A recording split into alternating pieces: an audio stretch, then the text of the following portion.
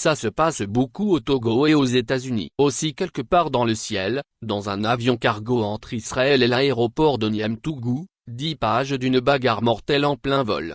Ça se passe également entre, d'un côté, un tyran nommé Demane Démon et le colonel Kakaraka, chef de la milice du régime appelé Garde de Fer, et, de l'autre, Tengeyama Koka, opposant politique qui a échappé à un guet-apens entre Bafilo et Kara et pris le chemin de l'exil. Autour de Koka dans son combat politique, des hommes et des femmes courageux, décidés et intrépides. Ce n'est pas tout, le roman se passe aussi et de bout en bout entre le passé esclavagiste et le présent néocolonial, entre le réel et l'irréel, entre la vie et la mort.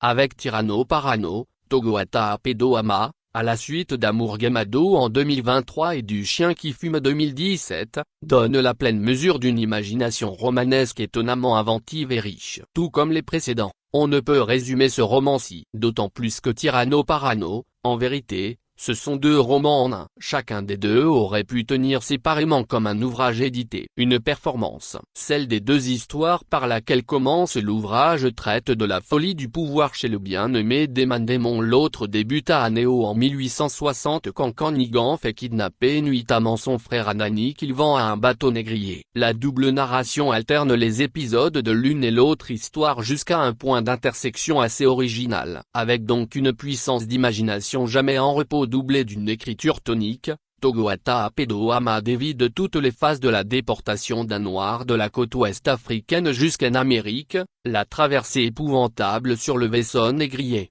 les horreurs de la condition d'esclave sur un domaine agricole. Mais Anani est un brave parmi les braves. Son intelligence vive, son esprit combatif maintiennent sur des décennies sa volonté de vivre libre. Il deviendra un chef militaire lors de la guerre de sécession, puis un justicier défenseur des Noirs contre le Ku Klux Klan, un entrepreneur philanthrope avant de terminer sa vie épique comme auteur d'un unique roman intitulé Tulabo, fusil à l'épaule. Or Tulabo, ce sera le nom du principal adversaire de Kakaraka, le chef des miliciens du régime au XXIe siècle. L'autre histoire, contemporaine, est tout aussi épique. Le colonel Kakaraka, appuyé efficacement par des agents du Mossad, le service secret de l'État d'Israël qui assure la sécurité du régime de Demane Démon. Le colonel Kakaraka donc déploie toute la rage et la volonté de son âme de psychopathe pour réduire à néant les opposants au régime qu'il sert. À l'intérieur du pays comme à l'extérieur. Meurtre à l'arme blanche,